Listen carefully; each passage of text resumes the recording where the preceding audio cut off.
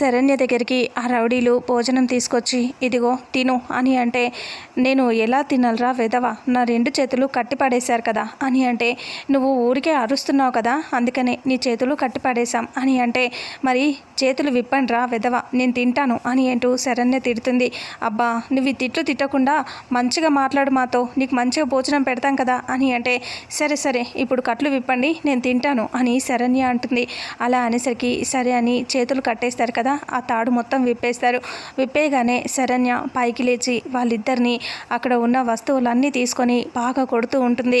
వాళ్ళిద్దరిని కొట్టి కొట్టి కొట్టి ఇంకా అక్కడ నుంచి వెళ్ళిపోదామని డోర్లో నుంచి ఇలా వెళ్తూ ఉండగానే మళ్ళీ ఆ రౌడీలు వెళ్ళి పట్టుకొచ్చి శరణ్యని కూర్చోబెట్టి కట్టేస్తూ ఉంటారు. రేయ్ నన్ను వదిలిపెట్టండిరా, నేను మా ఇంటికి వెళ్ళిపోతానురా అని చెప్పి శరణ్య అరుస్తూ ఉంటుంది. అయినా సరే వాళ్ళు విడిచిపెట్టకుండా అలా కట్టి పారేస్తారు. ఇక చూడు నువ్వు పాపం పోనీలే అని చెప్పి నేను తింటావని వదిలేస్తే మమ్మల్ని ఇలా కొడతావా అని అంటూ ఉంటే, అరే మిమ్మల్ని కొట్టాలా చంపాలా అని అంటూ ఉండగానే అనన్య ఆ రౌడీకి ఫోన్ చేస్తుంది.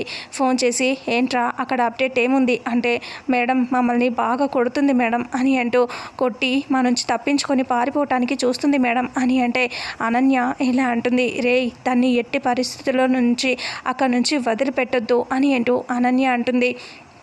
అలా అంటే ఎలా మేడం, ఎన్ని రోజులు మేము ఇలా భరించాలి, మా వల్ల అవ్వట్లేదు, బాగా తిడుతుంది కొడుతుంది అని అంటే, దాన్ని వదిలిపెడితే మీరు బ్రతకరు, దాన్ని వదిలిపెట్టకూడదు, అది అక్కడే బందీగా ఉండటం నాకు చాలా ముఖ్యం, చాలా ఇంపార్టెంట్, అది అక్కడ నుంచి మిస్ అవ్వకూడదు, అక్కడే బంధించి ఉండాలని అని అనన్య అంటుంది. అలా అనేసి పెట్టేసిన వెంటనే ఇటువైపు తిరిగి చూస్తుంది. చూసేసరికి రోహిత్ చాలా సీరియస్గా అనన్యని చూస్తూ ఉంటాడు. అనన్య అటువైపు తిరిగి టెన్షన్ పడుతూ ఉంటుంది. ఇక రోహిత్ ఆ మాటలు వింటాడా, అసలు ఎవరిని బంధించమంటున్నావని, ఒకవేళ శరణ్యని అలా